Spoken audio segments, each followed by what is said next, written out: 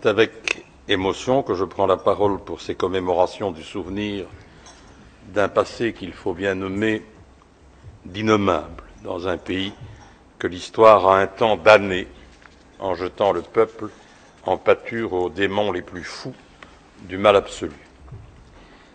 Mesdames, Messieurs, je ne peux qu'être impressionné parce que je suis, par la force des choses, un témoin privilégié. Je ne peux qu'être impressionné du chemin parcouru depuis 1994. Et comme je vais dire du bien des autorités rwandaises, je ne doute pas que certains esprits vont de nouveau utiliser l'expression de mon admiration comme un motif de controverse. Tant pis. Tant pis parce que j'ai décidé depuis maintenant quelques années de prendre parti. De prendre parti parce que je pense qu'il serait injuste de ne pas prendre parti. Il serait injuste de se cacher derrière une sorte d'indifférence un peu facile pour faire semblant que rien ne s'est passé il y a 20 ans et pour faire semblant que depuis 20 ans, rien ne se passe. Ce n'est pas vrai. Je pense que les succès du Rwanda, les progrès que le peuple et les autorités enregistrent depuis quelques années, avec une croissance, c'est le seul chiffre que je donnerai, avec une croissance de près de 8% en 2013, ne sont pas sans lien avec le courage que les femmes et les hommes du Rwanda, et vous en avez eu un témoignage poignant, ont eu pour oser se poser des questions existentielles, des questions difficiles, aux autres oui, mais surtout pour oser se poser des questions à eux-mêmes, sur la société, sur leur passé, sur la notion de vie, sur le droit à la vie, premier des droits de l'homme, sur la notion de mort, sur la négation de l'humanité qui vit pourtant en tout être humain, sur le devoir de mémoire, sur le pardon, sur l'importance de tendre la main aux repentis, sur la possibilité pour l'homme du retour à l'estime de lui-même, sur la justice qui réconcilie sans oublier, qui pardonne sans condamner à mort, sur la place des femmes et de l'éducation, sur le droit à la différence, sur tous les plans. Moi, je tiens à remercier l'ambassadeur du Rwanda, M. Robert Masosera, pour avoir souhaité organiser cette commémoration, Monsieur l'ambassadeur, dans cette enceinte, dans ce Parlement européen, dans cette maison, j'oserais presque dire, dans ce temple qui accorde une place toute particulière aux valeurs essentielles de l'humanité et surtout à la dimension universelle des valeurs universelles. Je profite également de cette tribune pour redire ma foi dans toutes celles et tous ceux qui ont su tirer ce pays vers le haut, d'une main sûre, parfois d'une main forte, animés d'une vision volontariste, mais mobilisés par le sens de l'histoire et de l'avenir. Si la manière n'a pas toujours été parfaite, la motivation, l'engagement, la détermination, la vision furent quasi toujours très justes. Mesdames, Messieurs, chers amis, des atrocités, il y en a eu sur tous les continents. Le génocide ne connaît pas de frontières. Et nous ne pouvons pas laisser ni le temps, ni la mémoire effacer les traces sordides de l'histoire de l'humanité. Il en va de notre devoir individuel en tant qu'homme et de notre devoir collectif en tant que peuple. Rien ne pourra jamais tout à fait effacer la souffrance absolue, inguérissable, qui a jailli des replis les plus odieux de la nature humaine. Nous devons affronter cette réalité-là. Nous devons nous interroger sur les raisons profondes qui peuvent conduire certains hommes à cette frénésie du mal. Parce qu'un génocide, ce n'est pas un crime ordinaire. C'est un meurtre d'hommes, de femmes, d'enfants, et c'est horrible. Mais c'est beaucoup plus. C'est la mort sciemment programmée de l'histoire commune d'un peuple, de sa culture, de son passé, de son futur, de ce que ce peuple a apporté à l'humanité. C'est la négation d'une communauté d'hommes et de femmes. C'est Mozart qu'on a crucifié 1 million de fois pour une cause totalement irrationnelle. Une cause qui est allée puiser sa source dans les tréfonds d'une abomination totale, suggérée avec perfidie par une bande de fanatiques et de barbares. Leur folie a mis en marche cette énergie collective et diabolique dont l'exaltation immonde a fabriqué autant de bourreaux cruels que de suiveurs aveuglés. Nous ne pouvons pas donner un sens à ces drames. Nous ne pouvons rendre hommage à cette génération sacrifiée si nous n'osons aller au-delà du discours de circonstance, même s'il est sincère. Il nous faut assumer jusqu'au bout l'immense, l'infinie responsabilité que nous portons au nom d'une communauté internationale repliée avec arrogance sur ses dogmes, sur ses tabous, sur ses doubles standards. Une communauté internationale dont nous devons nous sentir comptables. Cette communauté internationale qui plane trop souvent, sans beaucoup de grandeur, sur les nuages confortables de ses privilèges, de ses certitudes et de ses postures déclamatoires, de ses engagements chichement mesurés. Une communauté internationale dont il faut oser dénoncer les deux poids deux mesures, les a priori, les calculs et les hésitations. Moi, je ne peux que me réjouir de la façon dont mon pays a lui-même tourné la page de sa relation passée avec le Rwanda pour pouvoir forger une relation saine. Grâce au rapport de la commission d'enquête parlementaire belge en décembre 1997, nous avons été tous convaincus que les autorités belges auraient pu et dû agir différemment afin d'empêcher le génocide contre les Tutsis. C'est pourquoi il était normal que la Belgique accepte d'assumer une responsabilité morale dans le drame rwandais et présente ses excuses par la voix de Guy Verhofstadt le 7 avril 2000. Ignorer ou nier les manquements de nos autorités laissaient injustement porter au seul Rwandais le poids de ce traumatisme. Nous avons su relire notre histoire de manière objective et juste. C'était une manière de rendre justice à toutes les victimes du génocide, y compris à nos 10 paracommandos assassinés le 7 avril à Kigali sous l'uniforme des Nations Unies. Mesdames, Messieurs, la conscience et la mémoire, c'est ce qui seul peut nous aider à rendre justice à ces millions de victimes et à nous libérer de nous-mêmes.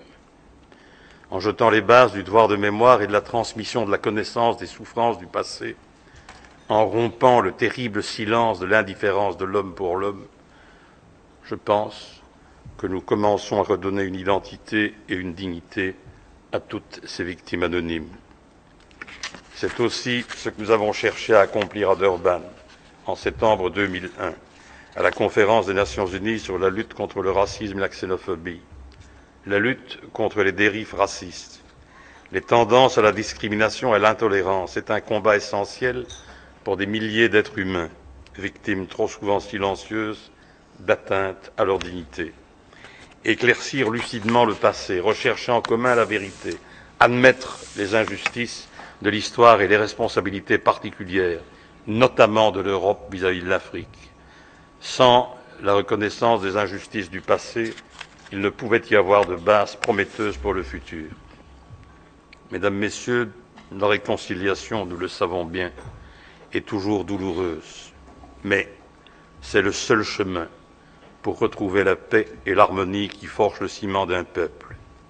Il faut de la volonté, il faut de la lucidité, il faut surtout de l'humilité pour oser la réconciliation. Mais il faut plus que tout cela. Il faut assumer l'exigence de vérité. C'est une œuvre commune. Si l'on ne peut changer le passé, il est toujours possible de le débarrasser des fantômes qui le hantent.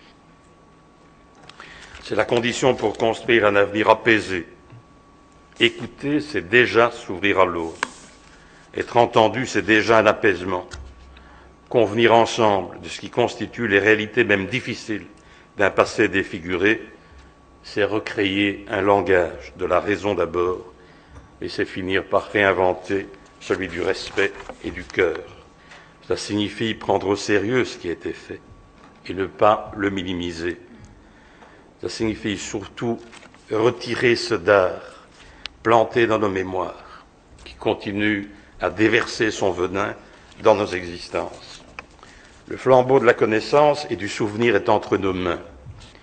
Il est du devoir de chacun, et certainement en tant qu'homme politique et de femme politique, de le transmettre aux jeunes générations afin d'apporter à la construction d'une alliance universelle contre le racisme, la xénophobie, l'antisémitisme, l'autoritarisme, l'exclusion, une alliance contre toute forme de rejet de l'autre. Plus que jamais, il est temps de se convaincre que ce qui porte la richesse et l'espoir de cette terre, c'est précisément sa diversité et sa nature plurielle.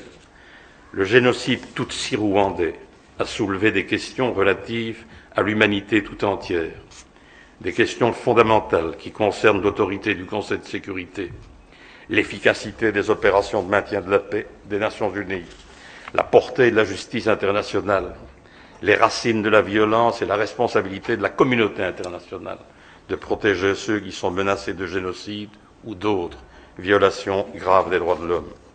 La communauté internationale a un nom, c'est l'humanité. Forger cette humanité des valeurs communes fortes et justes, partagées par tous, en faire les repères intangibles d'une éthique universelle, c'est notre ambition. À ce titre, je pense qu'il serait juste de revoir les recommandations de la Commission Rwanda en Belgique. Je sais bien que c'est un débat qui peut encore porter à controverse. Je crois qu'on ne peut pas se soustraire à notre responsabilité collective internationale en continuant à nous retrancher derrière ces recommandations de la Commission Rwanda. Mesdames, Messieurs, pour conclure, 20 ans après le génocide, j'ai à cœur de défendre dans toutes les instances le chemin parcouru par ce pays, son refus avec force de la résignation et sa détermination à forger un destin ambitieux. Moi, j'estime qu'il est de mon devoir de prendre parti pour empêcher que d'aucuns ne ternissent le bilan de ceux qui ont pris le destin de leur peuple en main. Le Rwanda se développe de manière extrêmement positive sur les plans économiques, social et politique. Et à ce propos, il me plaît de dire ma réprobation la plus totale à tous ceux qui continuent à pratiquer une forme obsédante, sinon vulgaire, de révisionnisme, qui encore aujourd'hui tente de déformer la vérité des faits pour occulter l'horreur de leur complicité ou à tout le moins de leur passivité ou de leur indifférence. Il arrive même, ceux qui se reconnaîtront sauront de qui je parle, il arrive même que ce type de comportement est celui de certains académiques. C'est la raison pour laquelle je ne peux pas passer sous silence le livre de Philippe Brewes, qui est ici dans la salle et qui a commis un ouvrage qui est un ouvrage d'investigation sérieux, crédible, qui n'est contesté par personne et qui s'appelle Noir et Blanc menteur. Je suggère à tous ceux qui doutent ou à tous ceux qui sont tentés par cette lâcheté du refus de la vérité de relire Philippe Brewes. Je pense que c'est un ouvrage de référence. Mesdames, Messieurs, il est significatif et encourageant de constater que la volonté politique des autorités rwandaises est forte, que grâce à une démarche volontariste et systématique, le pays se redresse fortement. On y sent une volonté déterminée de réussir le développement en associant le plus de citoyens possible, en donnant une place exemplaire, et je le dis en appuyant le trait, une place exemplaire aux femmes dans la politique, dans l'économie et dans l'humain. Nous savons tous que l'œuvre n'est pas terminée, que beaucoup d'efforts restent à accomplir, que des échecs seront aussi sur votre route, mais le chemin parcouru est immense. Le rôle du Rwanda est essentiel dans cette région meurtrie des Grands Lacs. Des tensions subsistent, des peurs, des doutes, des méfiances vont encore ralentir les processus de pacification, je le sais. Il faut pourtant poursuivre avec acharnement la recherche de la paix. Les uns et les autres doivent porter les rêves et les espoirs d'une alliance fraternelle dans la région des Grands Lacs. Seul le dialogue, la compréhension, les concessions réciproques, le respect mutuel y parviendront.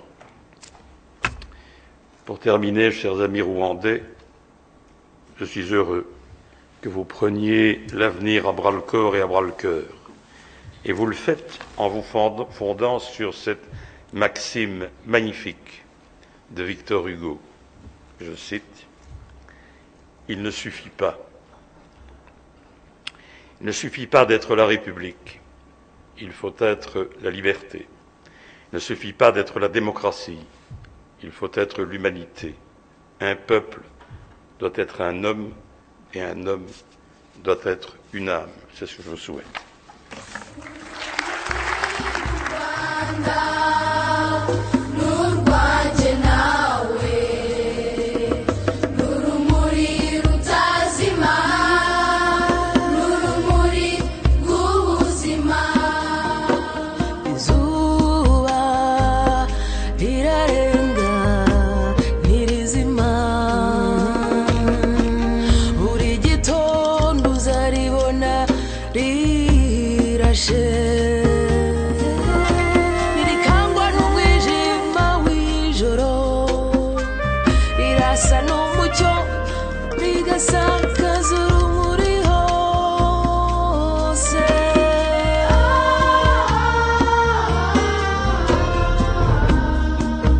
This is the light of remembrance.